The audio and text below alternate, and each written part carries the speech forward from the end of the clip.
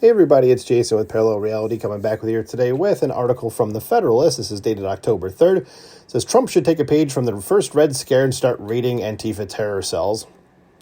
Now that they've been branded a domestic terrorist organization, I, honest to God, don't know why we're not doing something like that. So it says Trump needs to take decisive action by ordering the DOJ and FBI to begin nationwide raids targeting the Antifa domestic terror organization and its allies. So soon after the assassination of Charlie Kirk at the hands of a deranged leftist, President Donald Trump took the long overdue step of designating Antifa as a domestic terrorist organization. As part of that order, Trump declared, all relevant executive departments and agencies shall utilize all applicable authorities to investigate, disrupt, and dismantle any and all illegal operations, especially those involving terrorist actions conducted by Antifa. As in a show of defiance against the new order, Antifa thugs assaulted a federal building in Eugene, Oregon, pounding on doors and harassing employees. Law enforcement dispersed the group and detained 5 of the besiegers. While the initial response was decisive, it was ultimately a reaction to an Antifa offensive, not a proactive measure against the organization. Yeah, I mean, if they're a domestic terror organization, shouldn't all those people have been rounded up? As the leftist media love to pretend that Antifa is just an idea that has no real structure, logistics, or national leadership, but the protests, riots, and attacks over the last few years have proven without a doubt that Antifa is both highly organized and coordinated.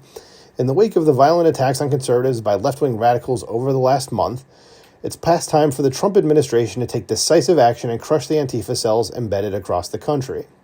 As the United States has dealt with mass left-wing violence before, perhaps most famously in the late 1960s and early 1970s when radical groups like the Weather Underground and the Black Liberation Army unleashed a wave of terror and murder.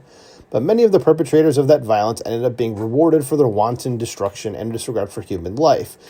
Weather Underground co-founders Bill Ayers and Bernardine Dorn became distinguished professors and helped launch Barack Obama's political career, while Assata Shakur, though she spent decades in exile in Cuba after her escape from prison, became a leftist icon in the same vein as Che Guevara. So yeah, that's the level of, that's what we're dealing with here.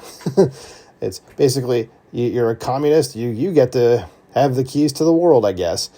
As most people are at least somewhat familiar with the second Red Scare, which lasted from the late 1940s to the late 1950s. They've learned from hysterical media talking heads and academics that McCarthyism is a dirty word, or maybe had to read a very allegorical, award-winning play about it for English class. What play is that? Is that The Crucible? Okay, I wasn't thinking about The Crucible. I was thinking about just something about like high school. The first thing that came to mind was Death of a Salesman, though. I'm like, I don't really remember what that was about. I did read The Crucible, though, but again, couldn't. Oh, that's the Scarlet. No, that's Scarlet Letter is the letter A.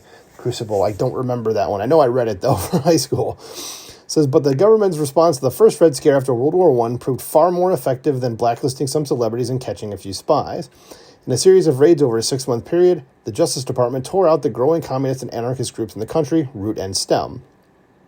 After the Bolshevik Revolution overthrew the Russian Tsar and ushered in the world's first communist state in 1917, the United States government began to worry about how much influence similar groups had gathered in America.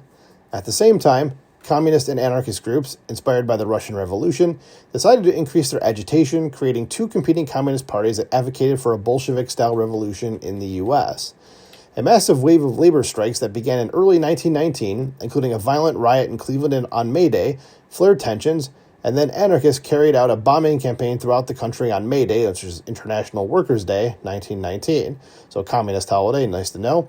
As in all, 36 packages were mailed targeting high-ranking political and business figures like Supreme Court Justice Oliver Wendell Holmes Jr., U.S. Attorney General A. Mitchell Palmer, John D. Rockefeller Sr., and J.P. Morgan Jr. A heroic New York City postal worker intercepted 16 parcels intended for political and business leaders, including John D. Rockefeller. Yeah, I mean, wow, we got 16 of the 36 of them, almost half, not bad. On June 2nd, 1919, another coordinated bombing campaign rocked 8 American cities, targeting politicians, judges, and law enforcement. 3 people died in bombings that hit Boston, Cleveland, Philadelphia, Washington, D.C., and New York City.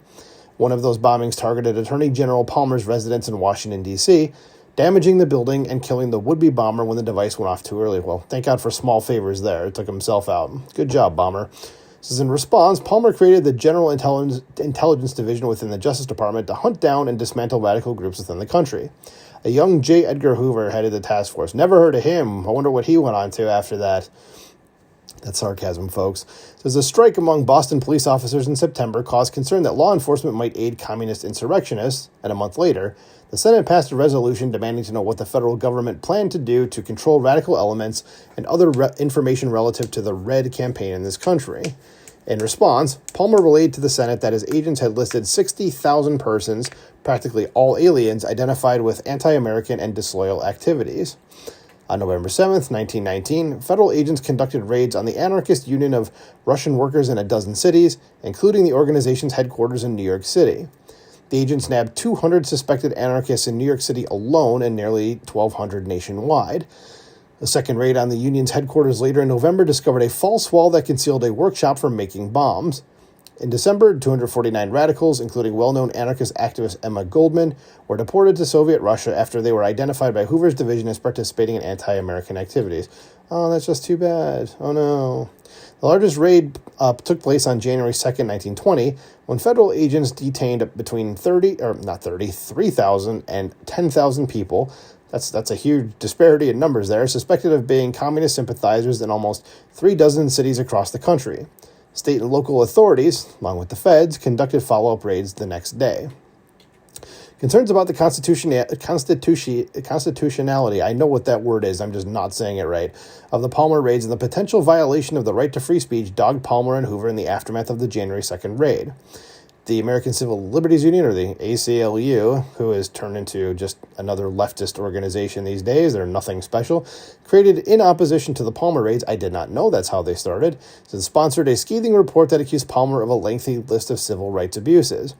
Palmer had intended to deport many of the suspended communists through the Immigration Act of 1918, but the acting Secretary of Labor reversed most of the deportation warrants.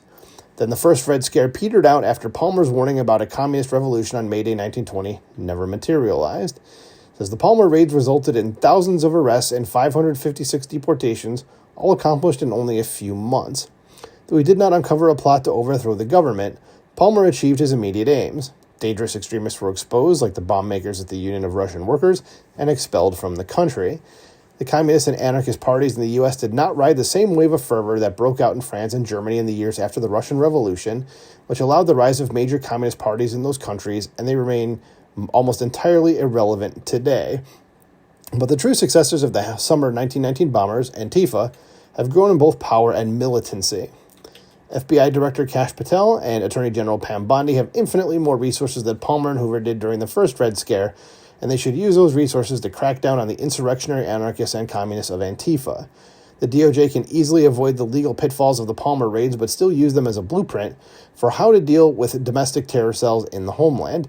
Given the level of political violence unleashed by Antifa in the last month, Trump needs to take decisive action by ordering the DOJ and FBI to begin nationwide raids targeting the Antifa domestic terror organization and its allies. And as I record this, I think it was, I want to say, probably just a few days ago from this recording, where they had the round table at the White House with President Trump and like all the reporters who actually report on Antifa.